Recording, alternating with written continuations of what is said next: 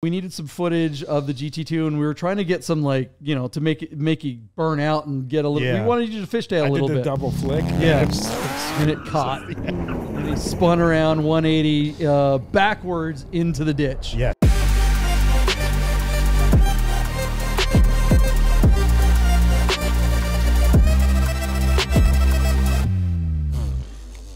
And welcome to a brand new episode of Dirt or Die, the Porsche podcast, where we really don't talk about Porsches hardly at all. My name is John Polnik, along with my partner Duane Wick. Duane, you got some scotch there. I do indeed. Some Dewars. Look at that. We're going to change this to the drinking, Dirt or Drinking podcast. Yes, I like that. You guys are much better when you drink. We should discuss watches, scotch. What else? Porsches, driving, and driving. Drinking and driving. I like that. Well, that's a good combination. It's a winning combination every single time. Cheers to that. Hey, everybody, we got Romi Mirza in the house, as well as Chef William from Vegas Auto Fest, and Romi from the Romi Show. What's up, Romi? What's going on? How are you guys doing? What's up tonight, huh? You got the retro wave behind you. I love it. I listen to that all the time. I know you guys can't see it, but I love it. Yeah. It's great. We have a big screen right over there. Is that called it's good. A nagel? Is it a nagel? I think that's a nagel. That's going to get us demonetized. Oh, geez. Demonetized. Every Duran. We're going to get a strike. We're going to get a strike. Just think Duran album cover and you got it. Every Duran cover. And you're hearing the voice of Mental Ward behind the buttons. He is our switcher genius tonight. Switcher Jesus is what I meant to say. Definitely did not mean to confuse Mental with a genius. Wouldn't do that. I love that name. We're adopting Switcher Jesus. Switcher Jesus. Never cut your hair. Everyone is getting. We got Miami J is not with us tonight. He is in New York. He's New York J. I think he's on an airplane on the way back. New York. Yeah, he had to go to New York for. We miss him for the week. You know what? The thing is, Miami J is getting super stoked. His 964 is almost done. Yeah. We've heard this story before, but you can tell he's getting antsy.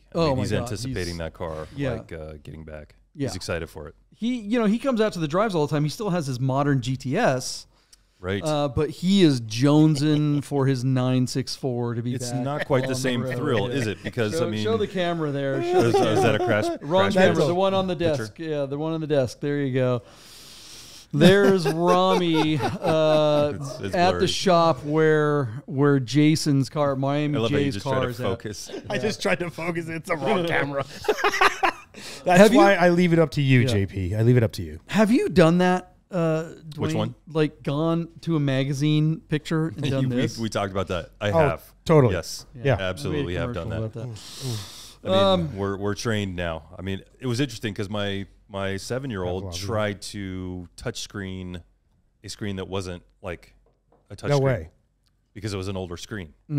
They just automatically think that everything's touchscreen now. Yeah, and totally. Remember when touchscreen came out? It was like mind-blowing how cool it was. It was crazy. It was Star Trek. But yeah, Jason's excited to get his car back. We went to Utah with him. We drove. I was going to say I've never been on a drive with Jason, but we did the... the pre-loofed St. George drive over there. Yeah. He's Romi's laughing about that apparently because that was funny. No, Chef was like when I was a kid, it was scratch and sniff. Oh my God! Chef is scratching and sniffing the screens. He took his freezy freakies and started scratching and sniffing. He's like, smells good. It smells really good. You still accomplish what you're trying to do on the iPad by scratching, so it works. That's because you put your penis on it, Chef. Let's be honest. Yeah. The chamois was right on it. It was right on it. Oh my God, the scratch and sniff. Didn't work. This one's broken. Before we started recording, I actually had a serious question for Romi because he's kind of known as in our circle. You're screwed. You started with serious. Serious. He's known for, I think, being a fairly competent driver, if I do say so myself. And my criteria for that is that he has not crashed that many times that I know of. But no, I mean, except when I was on blood thinners. I mean, wait, what?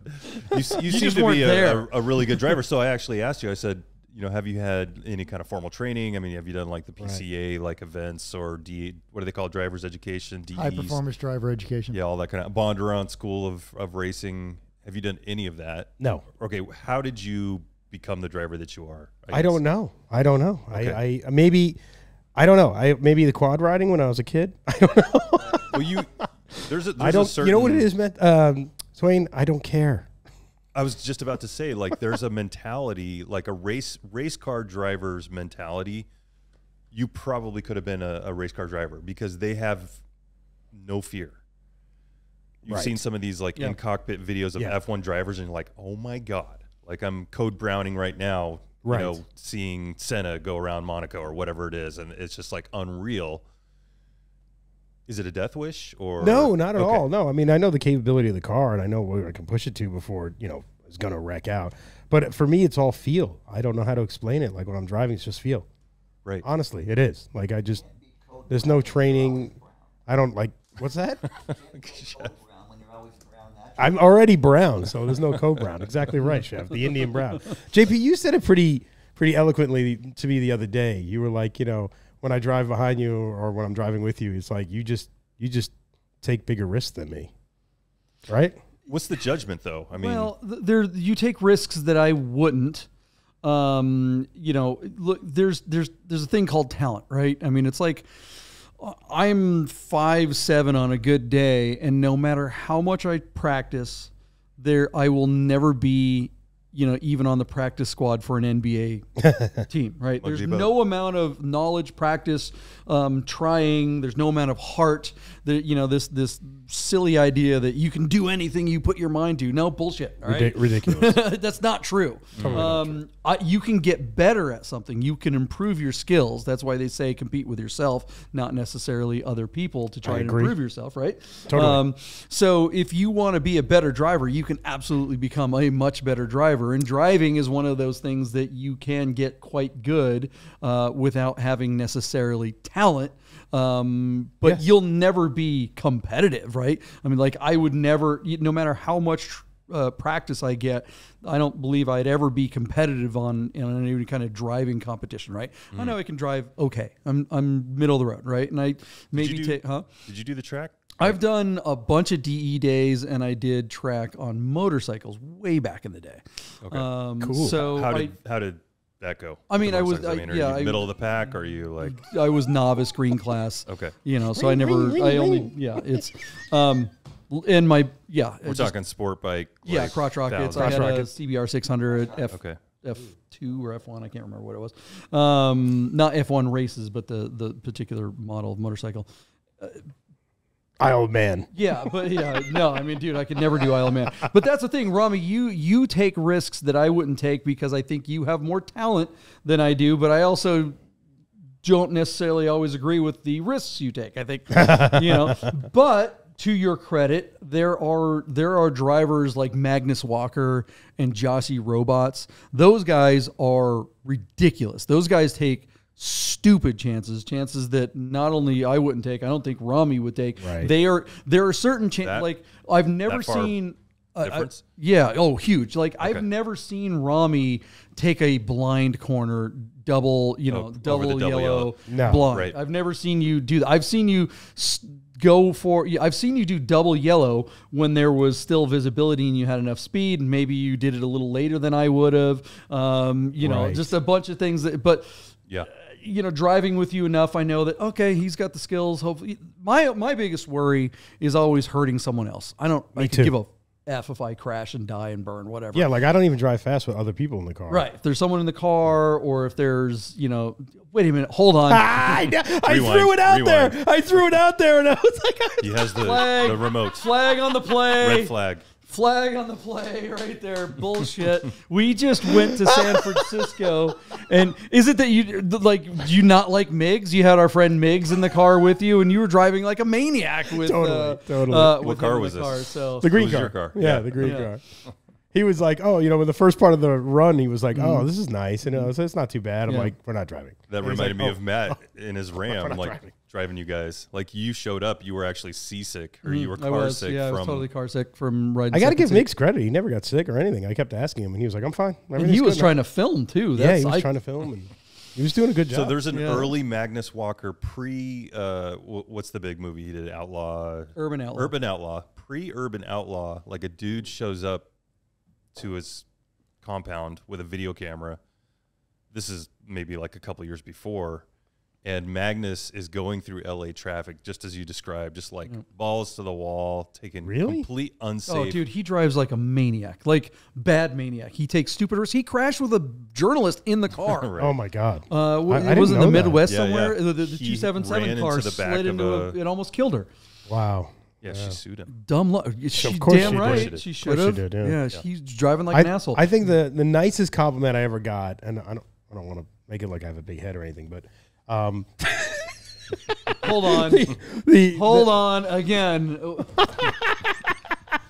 They know you, Romi. If anybody that's watched this show knows that. Okay, all right, go ahead. Continue, please, with your bullshit. Okay, my bullshit is I used to live in the Mandarin, and Enrico is a F1 driver, and he watched me go around that dream racing thing, and then the second time I was there, he's like, Rami. And I'm like, what? He's like, you take this car. And I was like, you sure? It was the Cup car. And he had it like up on those like hydraulic things. The tire warmers were on it.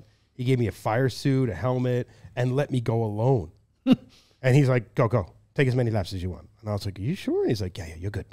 And I was a lunatic. And I had so much fun in that car. This is a Porsche Cup car? I did the Porsche Cup car and the Lamborghini. Wow. The Lamborghini was the fastest. He's like, this is the fastest we have on the track. You drive it. I'm like, okay. And I whipped it around, and all the drivers came out, and they were all watching it. And I got done, and they were like, you're fucking crazy. They're like, you are crazy. I think there's some raw talent there that it'd be awesome to see you.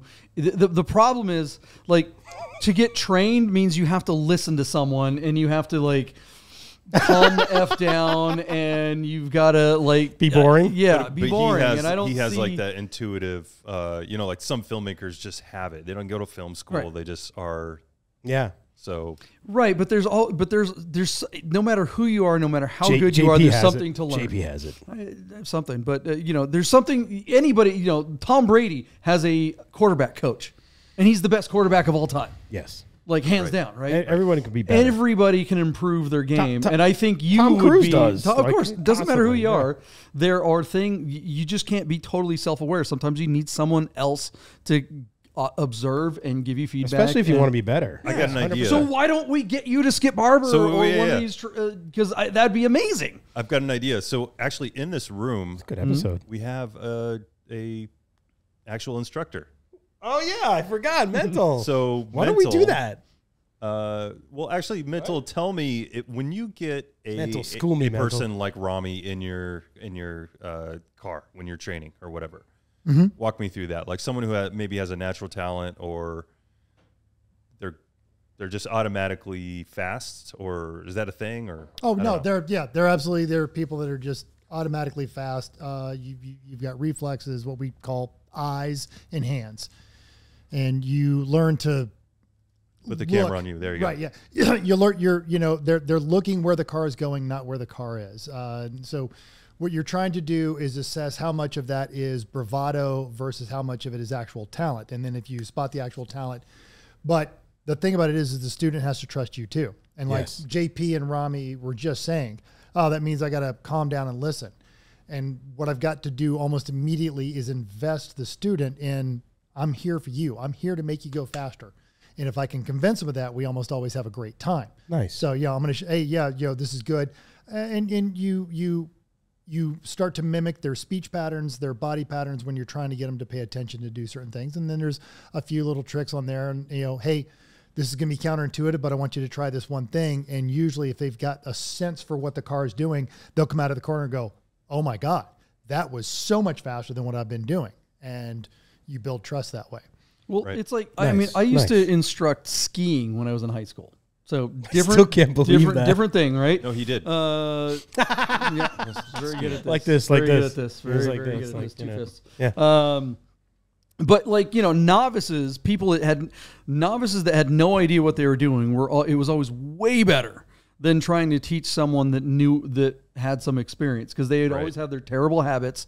I assume, is it the same with car instructing mental? Does that Yes, crossover? it does. And then one of the things, and this does apply to Romi, one of the hardest things for me to learn how to do was to speak to people that are self-made. And I've had in the automotive field, you get a lot of people about our age and they've done really, really well. And now they can afford that car that they've always wanted and they want to learn how to go fast on a track, but they have built a career out of not listening to anybody and doing the exact opposite of what everyone always told them. And so you've got to, you can meet that as conflict, but then they're not listening to you. So what you got to do is kind of end around on that and go, I know you're here for these reasons. Just give me this one little thing. If I can prove to you in this one little thing, if you listen to me, you're going to be faster. And then we begin to build this like, all right, you know what? This guy's not lying to me. He's here because he wants but me I to already go I faster. already know you mental. So that's Well, yeah, I so already, that's I the already, thing, he doesn't I know already everyone. trust you. Yeah. And so that would be, yeah, so we can hop in there. I've been trying to talk this whole room into doing a 24 Hours of Lemons race with me. I'm so look the lemons thing. I love the idea of it, but I'm so like that's so cross fitness and vegan at this point. You have never been when to a have lemons race. you shut up about it for 2 seconds and maybe I'd believe you. That's the problem with it. I think you're right. I want to believe you're right, but then you bring it up again. Wait, Let's go to mental. lemons. Do you have a bumper sticker on your Miata that says Lemons? 24 hours of lemons? I do not. I've got a. So he's not quite to right. the CrossFit level. He's I've got not quite a a vegan, yeah. I've got a Romi Show, a Dur Show, and an E1R sticker on Wow. the back of. Yeah. All right. You know, my, You're not my flipping Miata. tires? All right, good. So what about, I mean, here's the thing. We've been on a million drives together Yes. with Romi. I mean, most of us in this group have driven together and stuff. And, you know, look, the red mist is something, is a term that I bring up all the time. There's a certain effect when you have It someone happened like with my Romi. it happened with my realtor. It happened with my realtor. It happens with everyone who tries to drive He like with you, races dude. cars or whatever, and he was in his what is that Taycan? No, the stupid 4-door the Panamera. Oh, okay. But it's the really fast one, the one that's like the Turbo S. Yeah. I mean that thing's fast, and I was in the Defender, and he took off. And I was keeping up with him, and he was like, "What the hell, mate?" He's like, "Whoa!" He's British, and he's like, "How fast is that thing?" I'm like, "It's not that very fast. It's not fast." Poor guy. I was like, "I'm sorry." Everyone, traded in the Panamera. you know, Totally. Daniel, your buddy, Oh, Daniel sees the mist. Miami J doesn't have what his is the Mist? 964. What are you talking about? So okay, so the mist. That's what happened with. That's what happened That's with why Miami J. that's why he crashed, right? Ill of crashed. Miami J when he's We not love here. Miami J. He's a very We good love friend you, buddy, of ours. But you- let's be you honest, he missed it. He'll be the first to tell you. It's like that's what happened. The mist, the red mist, is when two egos collide. It Right. is like when two auras get in the same space and it's throwing off this light spectrum. It's like two black You know, holes. yeah, it's like this thing where you get someone like Romi and you get someone like Miami J, or you know, it's happened to me. Daniel is really your buddy. Daniel's Daniel is crazy. just like Oh my he's. God. I've never seen anyone red mist worse than him. No, yeah, shoulder, He's the whole thing. He's terrible. crazy. On the But he's very like when he drives, there's nothing smooth about it. It's jerky He's- and crazy and all over the place. Great guy, but he doesn't. He Oh, I couldn't love him. drive Yeah. to save his life. He can go. Anyways, so He'll be the Romi, first to admit it. He comes in there. I know I'm the best at everything. I'm the best. This is my Romi impression. I'm the best at everything, and everyone's like, "Oh, that guy is the best at everything." I'm the best at everything. Everybody, anytime someone is the best at everything, and some other guy that thinks he's the best at everything, that's the red mist. when egos collide. That's what happens. So I'm the Romi best at takes everything. off. Rah, rah, rah, rah. All right. Romi takes off, and then Miami J, he's like, "Oh, I gotta prove I'm just look. Here's my dick right there. if Romi can It's do it, just I as can big do as it." His. Boom, they're out of there, and they start. So it's one thing to make a bad decision when it comes to driving. You know, maybe take a risk that maybe someone else wouldn't do. Right? You've decided, okay, I'm gonna take this risk on my own.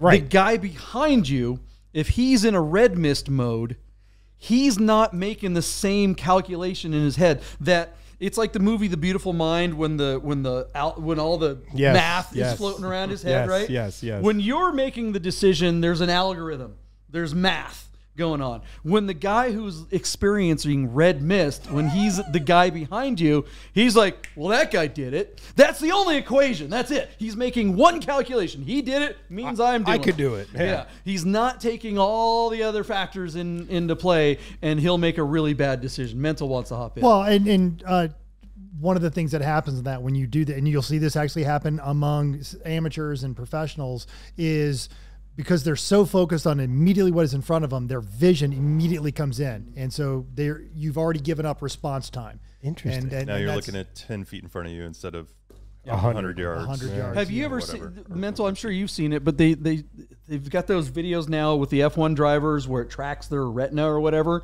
and you can see what they see, and you see where their eyes going. They're going to the horizon. They're going to the horizon. Going to the horizon. Yeah, totally. It's just constantly back and forth, scanning everything.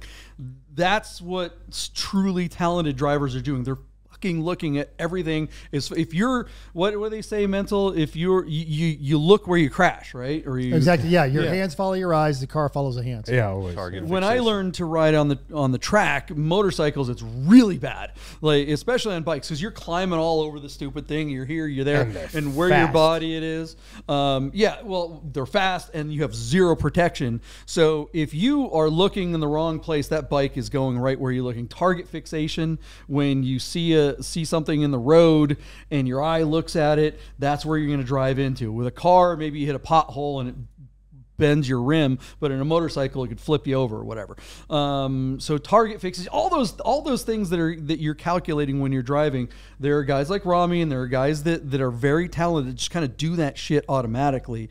And then there's guys like me, and I think the rest of us, that kind of have to learn and train and remember to do that stuff. And then there's the professionals and people who have been trained like Mental, who can help all of us get better at those skills, because we can all improve on those skills.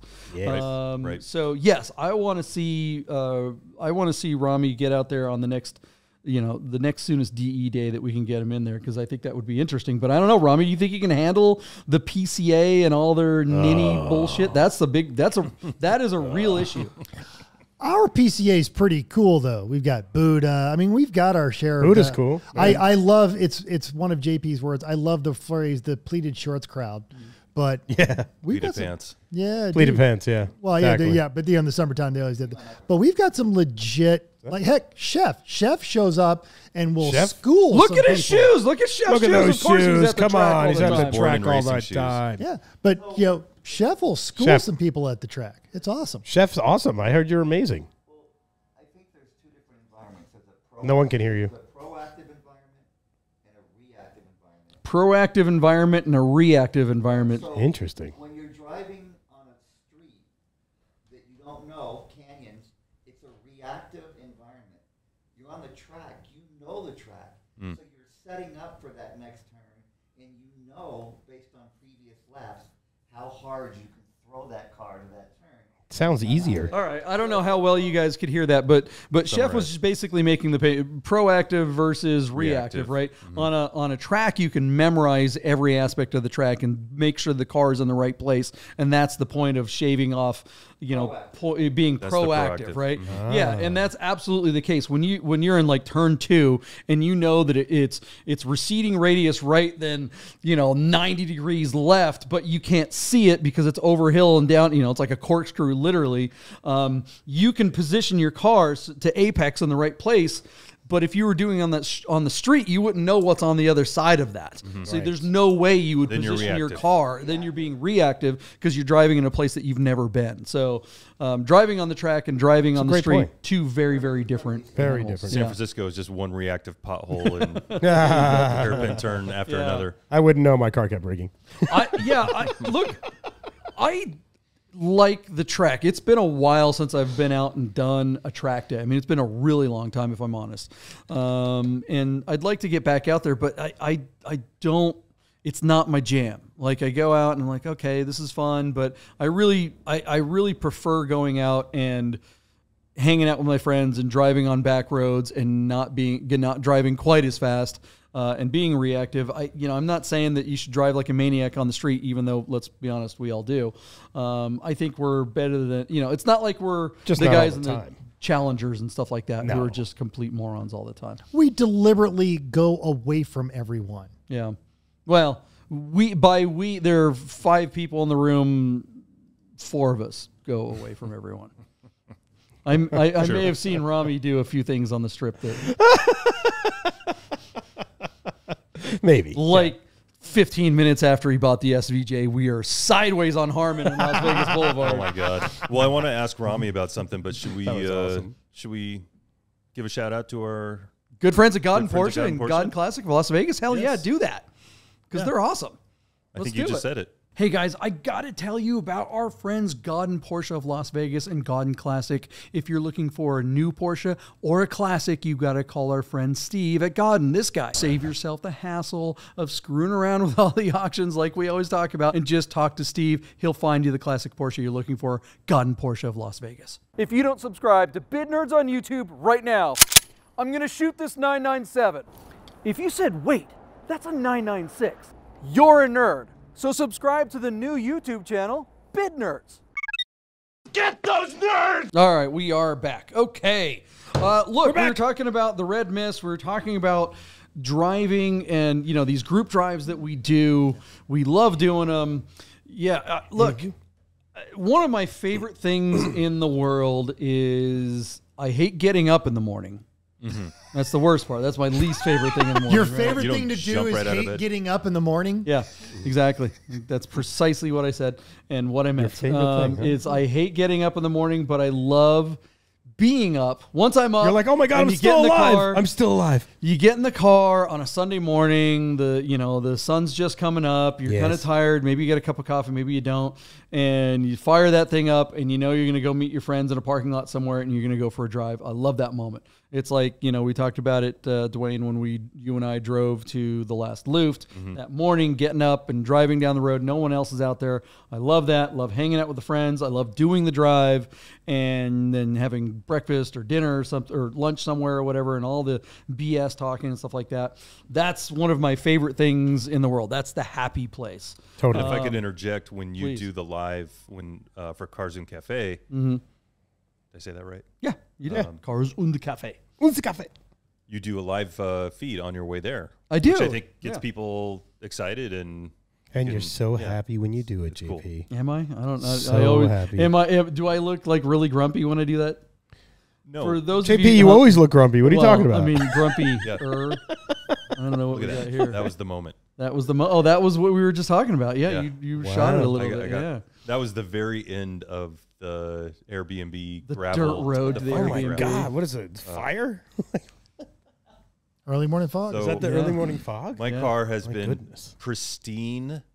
You could eat off of every surface at every car show I've ever been to, except for the Loof? one I was most excited about. It was the dirtiest that car's ever been. And I how really didn't awesome care. was that? Dude, you It was, motored it all the way up too. Nice work. So I had a question for you right before we went on break, which is, has there been a moment 'Cause I had to where you let off? You actually scared yourself. I mean, you scare yourself, I gather, once in a while, but was there a moment where you pulled over, turned off the car or something like that, where it was just like, okay, I found my limit. Yeah, And I stopped. Okay. there was one Tell me time about that moment. when I jumped the GT2RS. When you jumped it or when you crashed it?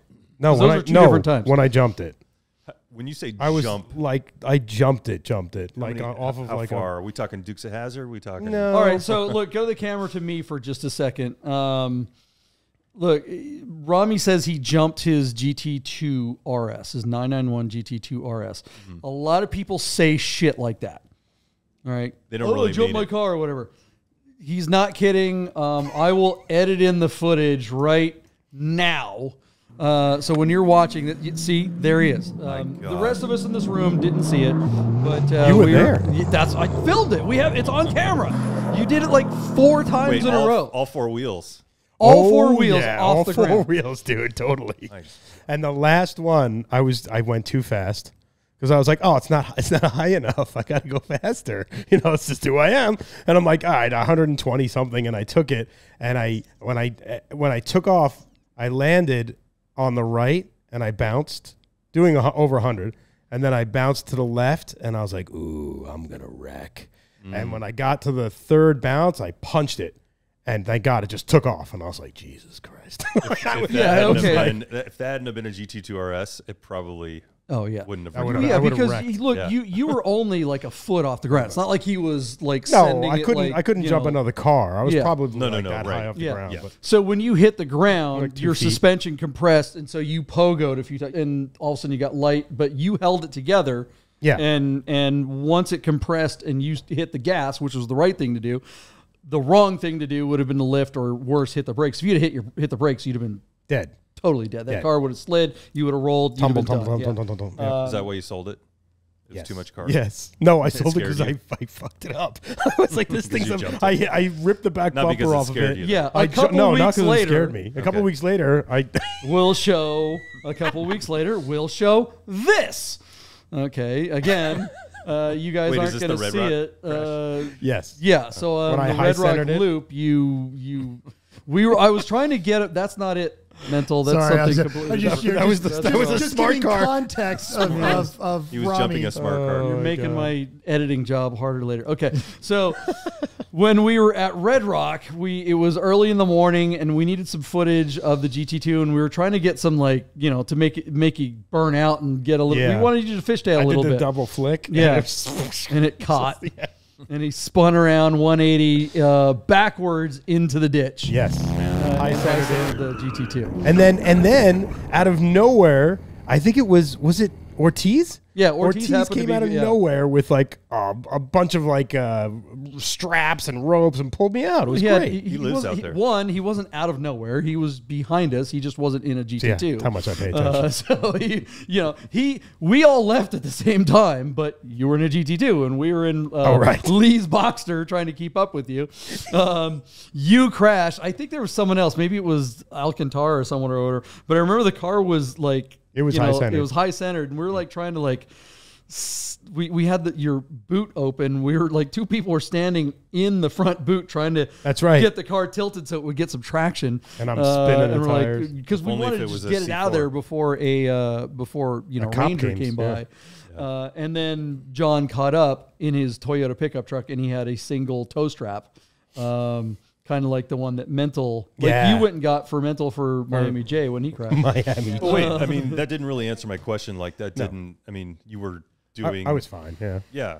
So. No, you weren't fine. You crashed. What are you talking about? But I mean, you did have that moment. No, but I was fine myself. But you didn't hurt yourself. You did have that moment where you thought, oh, I could die right now. No, I was after the jump, I was like, Jesus. I didn't freak out, but I was like, whoa, that was almost death for sure. I feel. I do have a moment. He's talking about when you crashed. You never had a moment of I fucked up, shouldn't have done that. Yes. Actually, yes. I'm sorry. I mean, no. Further. No. I got a better one. Changed your entire driving. Yes, I've got a better one. Okay. So I was in the old 4x4 squared, the 550, and I was driving out to the desert following Frank, my buddy. He drives with DJ Paul and all those guys, and they go Baja and stuff. And I was behind him, and he's like, "Dude, you're so fast. You lead." And I was like, "Okay, but I don't know the road." And I'm doing 100 reactive. I was doing lots of reactive. I was doing 100, and we came down this hill and over, and there was a U, like a full U-turn, and I'm doing 100, and I was like, "Oh my God!" So I just hit the brakes. I lock up, and the wheels do that, and it's just going straight. And it's I'm plowing, but over 100. And I'm waiting for the car to slow down, It's a cliff. I'm going to go over the cliff. I'm going to die. And I'm like, it's like, whoa! It's right before the cliff, I hit the gas. And it's just it pulled me straight out of it. And I was like, Jesus Christ. And I slowed down. I forgot about that. What's that? You knew what happened when you jumped the car.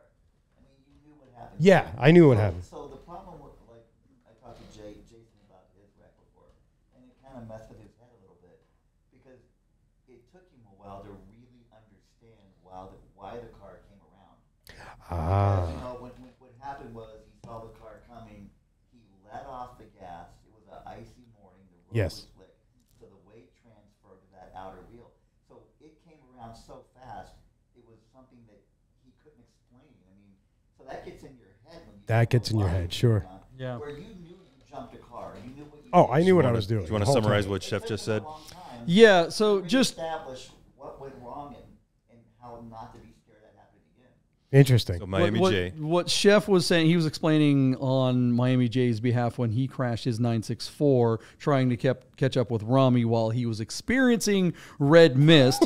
He was behind a truck. He went to pass the truck to catch up with Romi, and because he was kind of far to the right behind the truck to see if he could see further. When he came out on the left side of the truck to go ahead and pass, there was a car coming right at him. So he ducked back in to avoid that car, and the car spun out, and he went off the road backwards and hit a fence.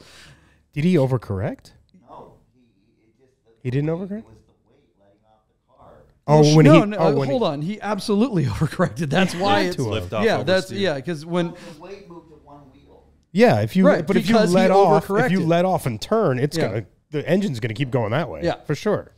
when he went out to the left, there was a car in the way, so he jerks to the right, which throws the back end out to the right. Correct. He corrects from that. It spins him backwards and throws him in across Especially the if he lane lets onto off. the other side of the Especially if road. he lets off. Cold tires. With cold tires on a Cold cold tires, road cold and road. all the things, right? It came loose so fast, I think it really startled him. It happened Did so it spook- fast to did- him wait, that wait, it wait. took him a long time to Hold on. analyze it and figure out actually what Hold on, happened. JP. Yeah.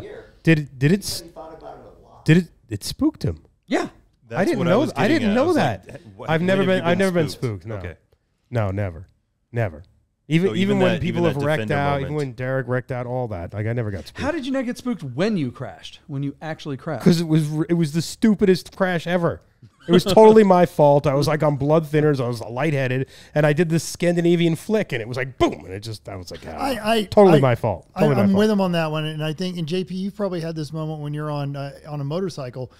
In the moment, you might have the oh shit kind of a deal, but in the moment you don't actually freak out. It's just afterwards when you start playing it, you're like, ooh, that was 7 feet away from wow, that was scary to death. Wow, this is a trip to the hospital. Death. Mm-hmm. Yeah. That kind of deal. And that's what I mean. I mean, that's what I'm asking Rom. He's like, after that, you weren't like later going, oh, Jesus, that could have been a disaster. No. I mean, because and that's what, I think the difference between your accident, Romi, and Miami J's accident was that it took him a long time to analyze the situation, figure out why he crashed, where you knew immediately, fucked up, going in the ditch, here we go. Yeah, totally. This is happening now. Yeah. Whereas it was kind of like he was just Jay was along for the ride. Once the car was out of control, he didn't know why it was out of control. All he knew that is he was out of control, and that's a scary place to be. And that will spook you. Post crash, he's trying to analyze it, like thinking about like how did I do that? How did this happen? What did I do wrong? What's going on? How did that happen so fast? How did I not see it coming? Yeah. And I think that's what spooks him more, because the last time I drove with him, he was like, "Dude, I'm good. Go ahead. I'm good. I'm not driving fast." He successfully shunned the red mist. Yeah, I think he Miami J protected is himself way from better it. at the red mist problem now. I mean, he still gets it a little bit, but He got on the track a few months ago, and he definitely got his mojo back. He got his mojo back. Yeah, he's a good driver. He's a no, very good dude, driver. I don't think he's been slow by any means. He's since super then. fast. I think he's It just spooked him a little. That makes sense. So It's very normal. Are you an adrenaline junkie, and isn't there a logical That's funny. conclusion beyond? I mean, you've done this, isn't it now? Jets or stunt planes or skydiving? I don't know. I had an older brother who was a lunatic like that. Like it was always the next big thing. Like if he wasn't surfing on top of the car, then he was jumping the car. If he wasn't jumping the car was on fire. It was always a step above. I'm not like that. I just like to drive. That's it. And it's, I do take some kind of risks, but the calculated risks. And I if we can go to the track and make me go faster, I'm all for it. I think it sounds like a great idea. But yeah, no, every doc I ever met when I was doing all this stuff, they were like, you should be a pilot. You should be a fighter jet pilot. You should be a pilot. Even the fighter jet pilot doctor, he was like, you're totally that guy. You're so that guy. And I'm like, and I was have young. the solution. And I was like, what? Ooh, what is it? Stop buying fast cars. I sold the SVJ. Trade me for my car 160 horsepower, and you can drive 10/10 all the time. Yeah, everywhere. but the problem is, even in the slow cars, I drive fast. Are you selling? No. You're not selling, are you? No. Did I just hear that Duane Wick is selling the? I'll trade the. I'll tell you what I was thinking about the other day, and maybe this is an un-Romi thought. Stop I was talking thinking about my girlfriend. I really like driving the older cars on the runs. Yeah. Because it takes a lot of skill. Right? Do you agree? It takes a lot of skill, and it's a momentum car, and you've got to get up to speed. You can't brake. You can't make mistakes, otherwise you're just not there. You won't be there with everybody else. And it's more of a challenge and more fun than the stupid modern cars that do everything for you. Yeah. And when you are in a modern car like the SVJ, like the GT3 or the GT2RS, the problem is you're going at speeds that will get you arrested or killed in order to get a thrill out of that car. Whereas the older cars, you don't have to go that fast, right? You think you're going fast, but like I remember driving the GT2 and like we would do the runs and I was so far ahead of everyone. But even then the car, I was like, I don't really feel like I'm going very fast. But when I went really fast in the SVJ, like I really pushed it, I was like, dude, I'll die. I was doing over 200 miles. That car doesn't inspire a confidence like maybe the GT2RS would in a recovery, right? I don't know. I didn't drive it enough, but it was very highly capable. Did you sell the SVJ or you still have it? Oh, yeah, I sold it. Oh, you sold it? Yeah. Oh, okay. The deal's going on right now. Like as of right now, right? Yeah, right now, today. Yeah. Today. Why? Famous person's getting it. Famous person's buying it. Very, very famous Oscar winner. He's coming on the podcast, right? I hope so. He better. It's part of the deal. Nick Cage. Nick Cage is an Oscar winner. Yeah, that's the guy. On the cage. Yeah, the cage is coming. The cage is coming. We're gonna rock the cage. He also looked at the same house as me, but no, I have to buy a house, a very expensive house. So that's why I sold it. Yeah, and plus, I honestly I know this might sound ridiculous because why do you buy a Lamborghini and why do you have that much money? But like. Every time I took that thing out, it was like it was a show. Like anywhere I went, whether it was CVS, the gas station, the strip, where there were 20, 30 people around the car taking pictures, asking me who I was, like all the most ridiculous things. Like they just come right up to you like you're a movie star. And they're like, what are you doing? What's going on? What's going on in your day? I'm like, strangers. It was horrible. What's weird is when I lived in LA, it's a rich guy problem, but used to see like mom and taking her kid to school like in a SVJ or like in a I believe it. Like you would look over expecting to see someone famous. Maybe they were, I don't know, but I mean, a very ordinary and the most awkward people, like all different types. Like you just think it would attract guys, but it's everybody, kids, dogs, whatever. Like everybody. All right. I do have a question. So now you've talked about your car collection is a lot of certainly collectible, but less ridiculously fast, but interesting Porsches. And I would think that like it's almost like a filter. Like anyone's going to come talk to JP about his backdate, chances are they're probably pretty cool. They're probably one of our folks. Anyone's want to go talk to Duane about his car. Like already, if they're attracted to that car, they're probably a little more connoisseurish. So are you seeing the same thing with yours now that you got rid of the SVJ? You've got, the Rough, the GT2, of course, the 930. Yeah, no. With the green 930 attracts everybody, and they're what year? What year is it? What year is it? That's what I get all the time. Like I've lost count. You could literally tell them anything, and they'd be like, "Oh, they wouldn't even know." Yeah, I actually when I say 79, they always look disappointed. Like, oh man, that's a they really thought it was like old car. Yeah, like it's really old. Wow. It's like 20. And what's interesting about the RS, the Carrera RS, the 993, the 993 Carrera RS, I get a lot of like people who know exactly what it is. And they're like, is it real? And I'm like, yeah, it's real. And they're like, wow, holy cow, man. I had a 17-year-old girl come up and ask me that. I couldn't believe it. Nice. Yeah, I was like, wow, serious car person. Nope, it's a Kia Soul with a body kit. All right, guys, we are going to wrap this one up. Thanks for hanging out with another Dur or Die Porsche podcast. Make sure you hit the subscribe, like, notification button if you haven't done it already. We really appreciate you guys watching and hanging out with us like we do every week. Yes. We're going to try to do more of these soon. And, I don't know. We're just having fun. You having fun? Yeah, Everybody absolutely. having fun? Smash that like. Make sure you click through. All right, there it is. We will see you guys next week. Thanks, Chef. Thanks, Mental. Thanks, Romi. Thank you, Duane. Thank you guys out there in the audience. And thanks to Godin Classic of Las Vegas. And thank you, JP. Yeah. Good job. You do look like a gremlin.